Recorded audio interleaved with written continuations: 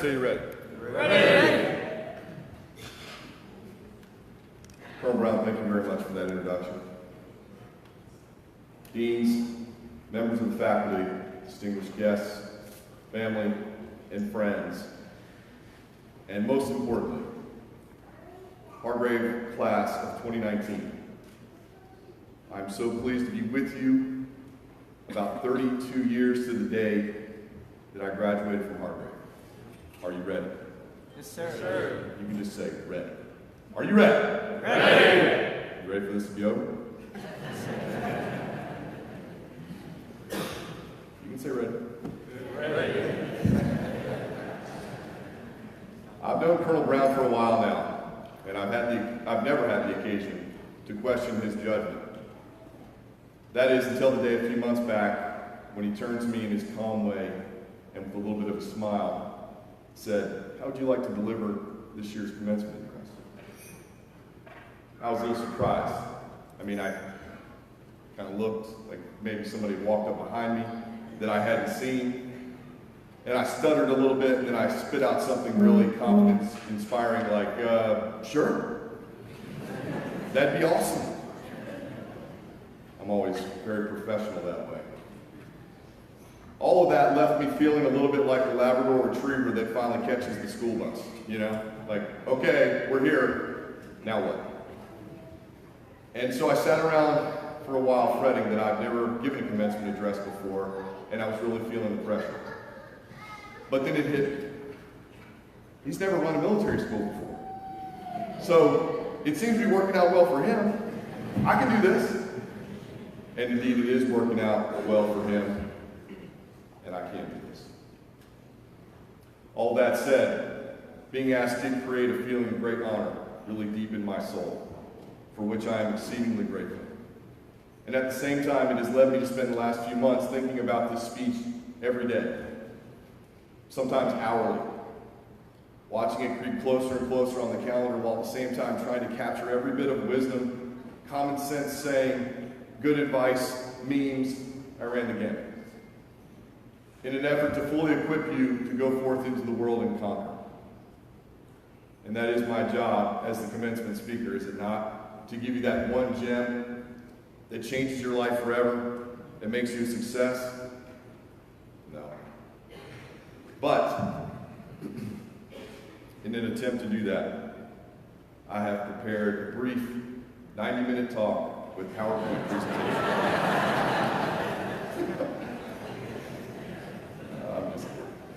I mean, I could have done that. But I've been through a handful of these ceremonies myself. Here at Hargrave, college, law school, I don't remember a single speaker, except one. At my law school commencement, the speaker was Supreme Court Justice Clarence Thomas. It's a pretty big deal. I mean, he's a historical figure, and I know he's brilliant, and I don't remember a single word he said. And now that the shoe is on the other foot, I feel kind of bad, but oh well, here we are. So, all of that has taken some of the pressure off, but I still have to deliver for you guys, right? So I did what I should have done very early on in the process. I asked my wife. Totally frustrated one night after a couple of weeks and about 10 false starts, I said, "Honey, seriously, what can I tell these kids that they don't already know? What can I possibly say that will get them prepared to make the leap into the world?" She didn't even flinch, and over her shoulder she called out, "Be brief." Okay. All right. I was looking more for what, but duly noted. And there you have it, young men. Your first advice briefer. Number 1, marry someone you love and trust. Number 2, ask their advice. And number 3, take it. Most of the time.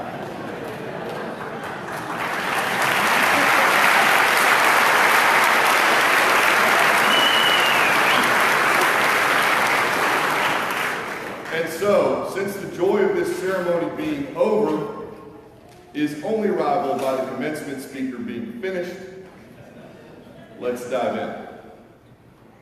You ready? Ready. Spot check. Depending on who you ask, this ceremony is either a graduation or a commencement. And from my perspective, it is properly both. You're graduating. You're moving on. Good. That was your job. Your job was to get out of here in one piece, as a minimum baseline. Not fall off the roof or off the radio tower. Nobody climbed that. It was old when I got here. You didn't get caught over at Chatham Hall after taps, like could have happened to someone I know, just saying. You survived. And not only that, you thrived. You're coming out a little smarter, a little better educated, a little more understanding of your character, your sense of honor, your integrity, and your faith. You and your parents, your grandparents, your family, friends, teachers, and coaches are all justifiably proud of this supreme achievement. In a world that honors darn near everything, at Hargrave, graduation is earned, and you have earned it. You earned it in a way that less than 1% of all other high schoolers in the country have earned it. It is special. It is a gift. And now, your job is finished. It is also a commencement, meaning a beginning. And it is that too, obviously. You're about to begin the part of your journey that is genuinely yours. You're going to be out in the real world, whatever that means. And for the remaining few minutes in this context, I represent that world. What can I tell you about the real world? Well, for one thing, it is very loud. The world's full of people telling you how to do things, or how you should do things, or how they do things, and if you want to be like them, how you should do things the way they do, whatever. Whatever. Look, the truth is we need you out here. We need you to hurry up and get out here. You think this world's going to run itself? We need your ideas, your youth, your passion, and we need it now. I'm serious, because if we don't get some help from you soon, someone like Kim Kardashian is going to end up being president. Drones are going to fill the sky delivering pizza and other things we don't need. And all anyone is going to know about young people is whatever Alexandria Ocasio-Cortez says and stuff. Do you want any of that on your conscience? Say no. No. I hope that in each of your hearts there is a dream, a goal, a vision of what you want your life to be. And I hope whatever it is, it's audacious. Believe it or not, for the first 2/3 of my career, I got paid to give advice. And I gave it to people you wouldn't think needed it, least of all from me. I've been fortunate enough to have clients like Michael Jordan and other athletes. I've worked with companies like Dollar General, AutoZone, FedEx, and Smithfield Foods and the founding families. Speaking of audacity, in the 1970s, Fred Smith wrote a business case for a delivery service while a student at Yale that would deliver anything, anywhere, overnight. And in the 1970s, that was literally like, say what? But that's where Federal Express started, which ultimately became the FedEx that you know today. I'm not telling you this to impress you, but to impress upon you that I have spent a lot of time with millionaires and billionaires. And you know what they all have in common? They believe in themselves and in their vision. And they believe that they control their outcomes. And what is that? That is mindset. Achieving anything takes grit. It's the #1 determinant of success, and it is 1,000,000 times more powerful than potential. As a youngster and as a student at Hargrave, I always had potential, but I lacked enough fundamental grit. I didn't have squat until I found my grit. And then I set about over time setting myself loose on the world. Yeah, I think like that. The world thinks like that. You have to give yourself permission to be relentless in whatever it is you choose to devote your precious time to. And right now, you feel like you have a time surplus, but guess what? It's later than you think. It always is. Approaching life this way will make some people uncomfortable, and it should.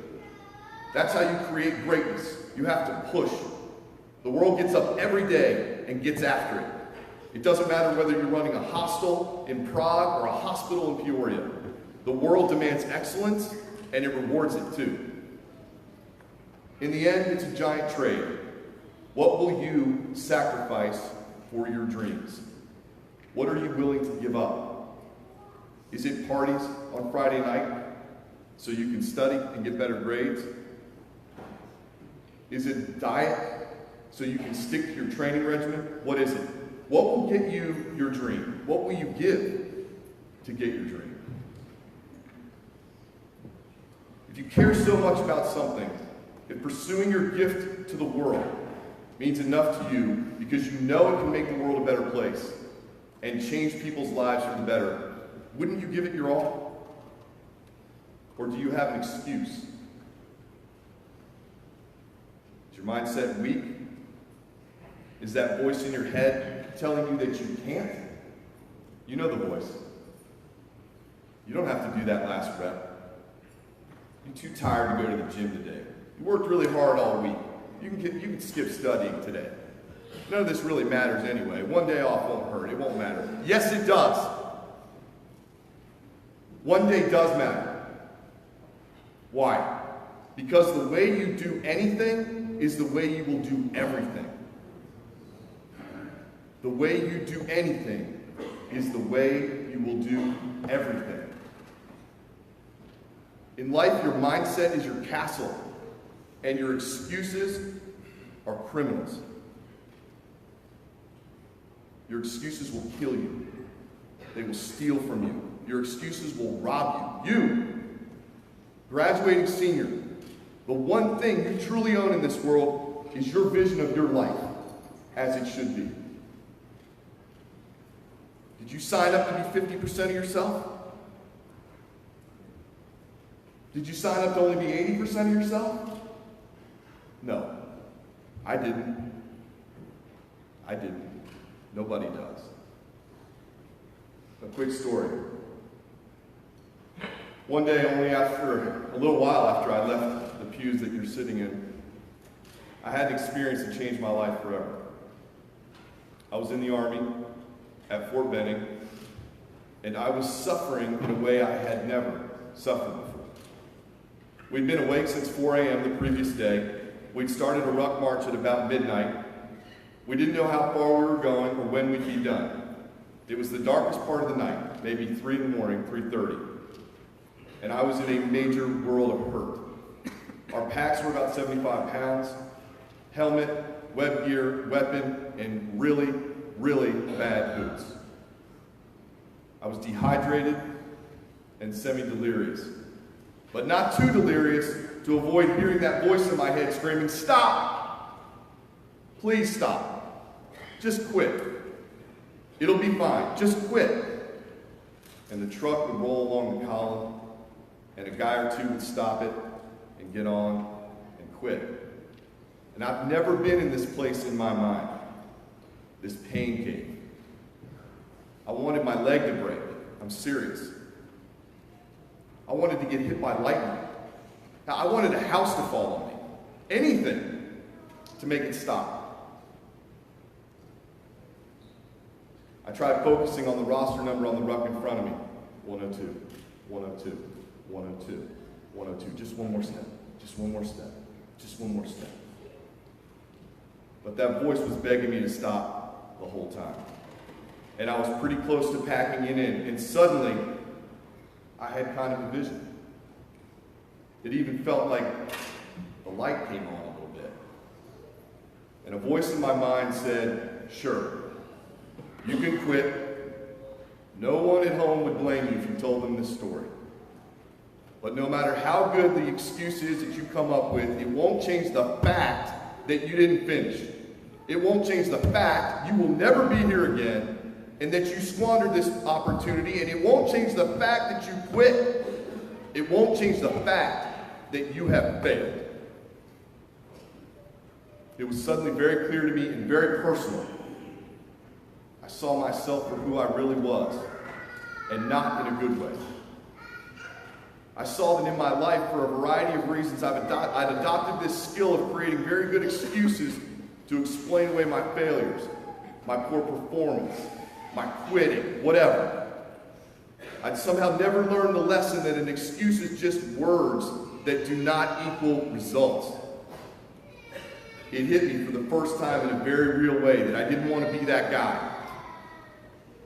And somehow, that's how I felt. I felt just like that.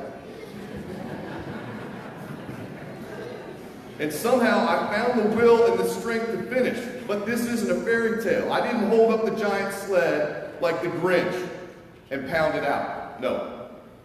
Even in the last 100 yards, when I could see my barracks and I knew we were done, that sawdust-covered PT pit almost got me because I had to walk through it. My feet were a mess. Blood blisters covered my feet. It looked like a medical textbook. My blisters had blisters. But inside, I was changed forever. I was changed in my soul. It doesn't mean I magically became perfect. Far from it. And it doesn't mean I don't fail myself at times still. I do. But I was changed.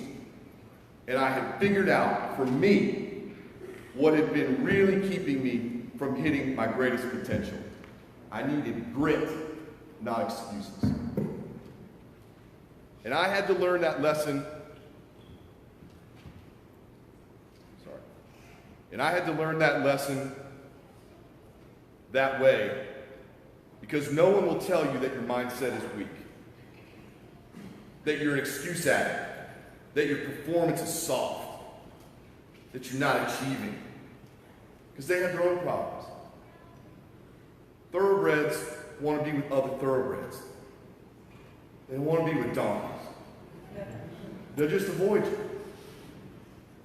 What will happen is that your life, the way it should have been, the way you wished it to be, will just fall away, one piece at a time, until there's nothing left of that beautiful dream, and you're working on someone else's dream, for someone else's dream.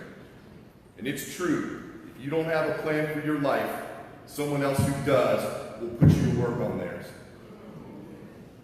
Someone who doesn't make or accept excuses. So what's the answer here? It's in your mindset. It's in protecting that mindset and tending it like a garden. Put good habits in. Watch how you talk to yourself. Monitor your standards. Stay positive. Reward yourself for the efforts that you make even when you fall short. Exercise that discipline in the space between your ears. That voice will be there for the rest of your life, man. I promise. It's your lizard brain. It's the part of your brain designed to keep you alive and not get eaten by a saber-toothed tiger. And it hates pain and it hates risk for obvious reasons. It's like my lawyers. We hate risk. Guys, we're in the risk business. Throw me a bone here. Anyway, that voice hasn't evolved as fast as we have. So it usually sounds kind of negative. And it will always have the drop on you. It knows your greatest fears and your greatest joys. It knows all the good about you and all the bad. And if you let it, it will exploit its advantages. But you don't have to let it. It takes discipline. It takes owning your weaknesses and owning up to your weaknesses and having the discipline to work on them. That's how you flex on that voice. And it's like a muscle. You don't need one more rep? You don't need one more rep? Oh yeah, I'm doing one more rep. You don't need to read that last chapter. Oh, I'm definitely reading that last chapter. Going for a run is going to hurt. Shut up, boys. I get up and I go for a run. Staying in bed and skipping that morning class, it won't matter. Not just this once. Get up and charge out of bed. Every time you take an action like this, you get stronger. You gain discipline and strength to steer your ship, to own your outcomes. It's a process. It's a never-ending battle. Heck, I'm not even talking to you right now. I'm talking to me. You know what I mean? You know what I mean? I'm 50 years old and I'm still doing this. It sounded really old. But you don't build strength to suffer. You build it to do bold things. And as of today, you are not the same person you were yesterday. God gives all of us the dignity to decide to be the captain of our ships. Immediately, whenever we decide. And it really is your ship. It's not your mom's, or your dad's, or your company commander's.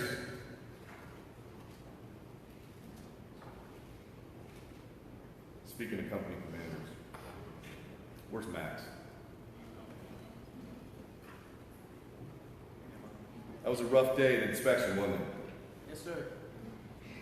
You handled that really well. You owned it. Thanks. You're going to go a long way in life, son. Max and guys like Max are the happiest guys in here right now. They can't wait to just own their own ship. I remember that feeling. It's your ship because what goes on board now, for better or worse, you're going to have to live with. Each day is a waypoint on the path of your life. Achieving your dreams takes time. Like I said, it's a process. But don't kid yourself. Every day, you're either moving forward or you're moving back. There is no standing still. Mindset, discipline, ownership. If something happens on your ship, good or bad, you own it. Just own it. Try this. Even if you think it's not your fault, own the part of the outcome that hits you. If it's a good thing, great. You own it. If it's a bad thing, good, because the problem is you. And you can fix you. You can't fix me. And you can't fix the world. You understand? So if you choose to pursue greatness, in whatever form that looks like to you, I hope I've given you some of the recipe or the roadmap to find your way. Just remember what AC/DC said. It's a long way to the top if you want to rock and roll. And along the way, you will have doubters and haters. Both signs you're on the right track, by the way. Be bold. Be courageous. No reward was ever achieved without risk.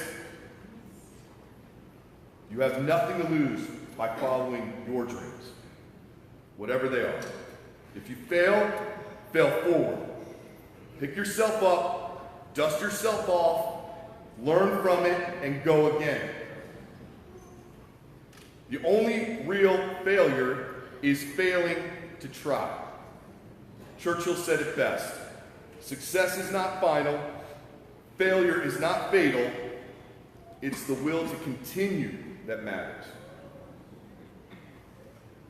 And if you think there's an orderly or a safe path to success in this life, I think you're going to be sorely disappointed.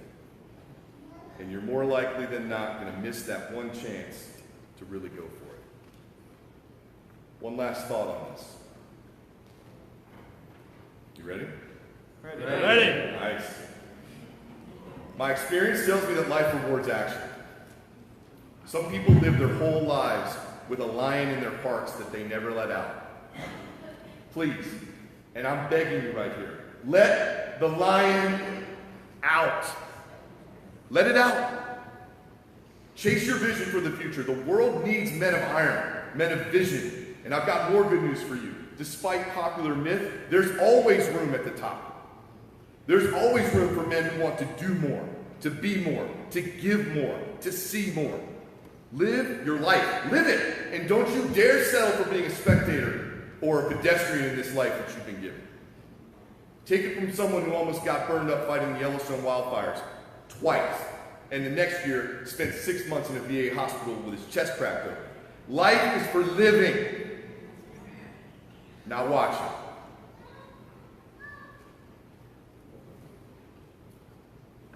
Well, this has been fun.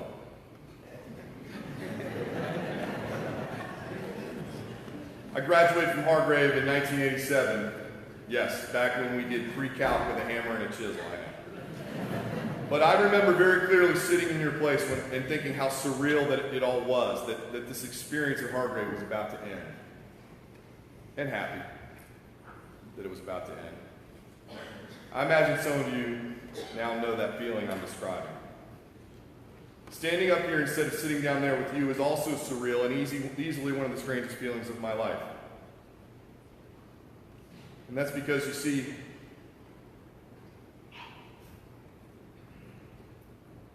Hargrave never leaves you,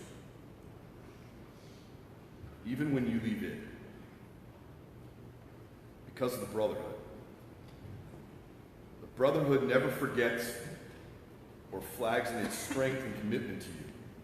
And when you exit this chapel, officially a Hargrave graduate, there will be hugs and a few tears, and the brotherhood will be there, unseen, but welcoming you into the long line that goes back over 100 years. A long tradition of boys who came here to become men, brought together within these bricks and columns by our shared sufferings and our greatest triumphs, inside and out. Take what you have learned here. Take the uniqueness of this gift and take your place in this world. Mindset, discipline, ownership, decide, go, do. We need you, and we're counting on you. Thank you.